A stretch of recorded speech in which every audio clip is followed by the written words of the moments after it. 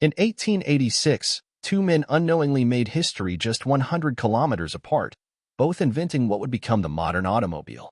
They never met, never spoke, and yet their names are forever fused on the badge of one of the world's most prestigious car brands.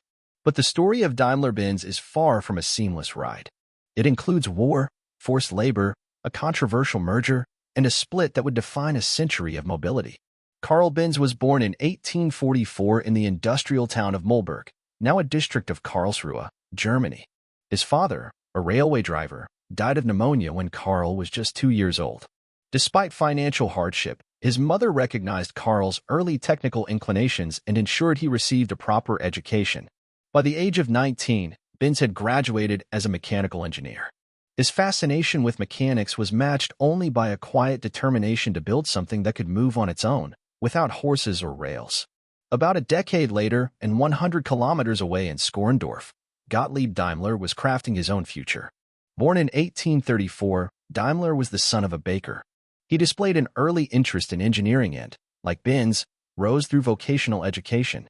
His curiosity eventually took him to Paris and then to England, the heartland of the Industrial Revolution, where he immersed himself in steam and engine technologies. Though they came from different backgrounds, both men shared a relentless drive to create. They believed in a future where personal mobility was not a luxury but a necessity. Ironically, their paths never crossed. Yet, in the same pivotal year, 1886, Karl Benz patented his three-wheeled motor wagon in Mannheim, while Daimler, together with Wilhelm Maybach, completed a four-wheeled motorized carriage in Stuttgart.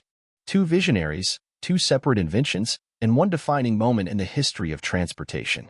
Karl Benz's early career was anything but glamorous. After working for various mechanical engineering firms, he founded his own company in 1871, Benz & C., in Mannheim. But despite his technical brilliance, Benz struggled with financing. Early investors had little faith in his dream of a horseless carriage, and his relationship with the board was often strained. But Benz pressed on, experimenting with two-stroke engines before finally unveiling his patent for the motor wagon in 1886, a three-wheeled vehicle powered by an internal combustion engine. It was slow, noisy, and unconventional. Yet it was a revolutionary leap. Gottlieb Daimler, meanwhile, had taken a different path. In 1882, after a falling out with his employer Deutz AG, he built a workshop in his garden in Cannstatt, near Stuttgart. There, together with Wilhelm Maybach, his brilliant and loyal chief engineer, Daimler developed a compact, high-speed gasoline engine. Their dream was to use it in vehicles on land, water, and air. In 1886, Daimler and Maybach installed their engine in a stagecoach, creating the world's first four-wheeled motor car. Both men faced skepticism. Their machines were mocked by the public and met with resistance from traditional carriage builders. Yet each believed fiercely in the potential of personal transport powered by internal combustion. Step by step, their inventions evolved, fueled by sheer willpower, technical ingenuity, and a deep conviction that the world was on the cusp of a mobility revolution. At the turn of the 20th century, Daimler Motor & Gesellschaft, DMG, was seeking to elevate its brand and fast. Enter Emil Jelinek, a flamboyant Austrian businessman and racing enthusiast with connections across Europe's elite. Jelinek was already a major dealer of Daimler vehicles, but he wanted something more, a car that was light, beautiful, and fast, built not just for transport, but for competition. In 1900, Jelinek commissioned DMG to design a new model specifically for racing, and he had one unusual condition: it had to bear the name Mercedes, after his beloved daughter. Wilhelm Maybach took up the challenge, creating a vehicle that would redefine automotive engineering, the Mercedes 35 PS. With a longer wheelbase, lower center of gravity, and sleek design, it left traditional carriages in the dust. When Jelinek debuted the Mercedes 35 PS at the 1901 Nice Race Week, it was an instant sensation. The car wasn't just fast, it was revolutionary. Competitors were stunned, and orders came flooding in. In 1902, DMG officially registered Mercedes as a trademark. A new brand identity was born, one associated with elegance, performance, and innovation. Meanwhile, Karl Benz was still running Benz & C, watching the emergence of this stylish new competitor. The success of Mercedes signaled a shift. The automobile was no longer just a machine, it was becoming a symbol of status and progress. What neither Benz nor Daimler could have imagined, however, was that economic hardship and geopolitical turmoil would one day force their two companies to unite, long after Daimler's death and Benz's retirement. By the 1920s, Germany was reeling. The First World War had ended, hyperinflation was rampant, and the economy was in crisis. Foreign carmakers, particularly Ford, were flooding the German market with affordable vehicles. Amid the chaos, even icons like Daimler Motor and Gesellschaft, DMG, and Benz and C were struggling to survive. In 1926, under pressure from banks and worsening market conditions, the two oldest automotive manufacturers in the world, founded by Karl Benz and Gottlieb Daimler, were forced to merge. Daimler-Benz AG was born. But this was no triumphant union. Gottlieb Daimler had died in 1900, and Karl Benz, in his 80s, had already retired. The creators of modern motoring never lived to see the merger that would bind their names together forever. Still, the new company had a mission: to restore Germany's place in the automotive world.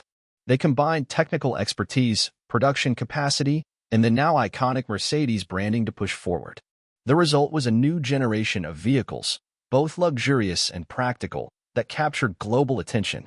But as history marched toward another war, Daimler-Benz would once again face a reckoning.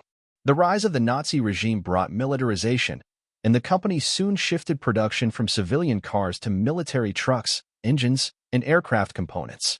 As labor became scarce, Daimler-Benz turned to a dark solution: forced labor. By 1944, nearly half of its workforce were forced laborers, prisoners of war, or concentration camp detainees, many subjected to inhumane conditions under SS supervision. The war fueled Daimler-Benz industrial might, but at an unforgivable moral cost.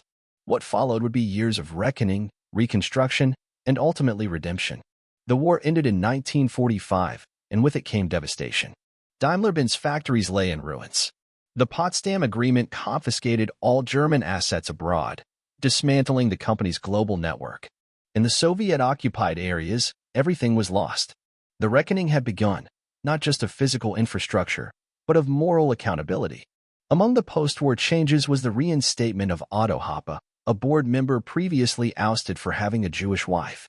It was a symbolic gesture of a company attempting to course-correct. With the American occupation authorities granting Daimler-Benz a new production permit in 1946, the rebuilding began. One plant even started out by repairing U.S. military vehicles.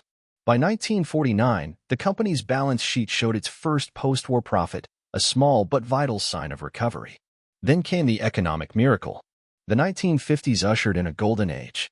Daimler-Benz regained its stature, producing luxury cars that defined post-war aspiration. By 1954, it had broken its sales records and established itself as the dominant diesel engine producer in Europe. Its vehicles, elegant, powerful, and engineered with precision, became symbols of prosperity. Even the oil crisis of 1973 couldn't slow it down. And yet, Daimler-Benz remained a hybrid: luxury sedans for discerning clients on one hand, industrial trucks and buses on the other. The company's scale and complexity eventually led to strategic decisions aimed at global dominance, most notably the merger with Chrysler in 1998. It was hailed as a transatlantic powerhouse, but the cultural and operational differences proved too vast. By 2007, the Daimler-Chrysler dream was over. Still, the pioneering spirit endured. Daimler doubled down on innovation, weathering the 2008 global financial crisis and pushing into electric and autonomous technologies. Then, in 2021, came the boldest restructuring yet. Daimler split into two companies, Mercedes-Benz for luxury cars and Daimler Truck for commercial transport. It was a full-circle moment. From a union forged by necessity, Daimler-Benz had now evolved into distinct entities, each powerful in its own right, yet both carrying the legacy of two men who changed the world without ever shaking hands. Today, Mercedes-Benz stands as one of the most valuable luxury automotive brands in the world, with a brand valuation approaching $50 billion. It continues to set benchmarks in innovation, performance, and design. Under its new corporate structure, Mercedes-Benz focuses exclusively on premium automobiles and mobility solutions, while Daimler Truck AG leads the global market in commercial vehicles. Headquartered in Stuttgart, Germany, both companies operate across all major continents and maintain a strong presence in electric mobility, autonomous driving, and sustainability. More than a century after the first motor cars, the legacy of Benz and Daimler remains etched into every emblem and engine. What began as two visions, born in the minds of solitary inventors, ignited a global movement that redefined how humanity moves. Carl Benz and Gottlieb Daimler never met, yet their dreams converged into a brand that symbolizes excellence, ambition, and endurance. And while companies may split, evolve, or rebrand, the pursuit of innovation they inspired still drives the engines of the future. The question now is, who will shape the next century of mobility?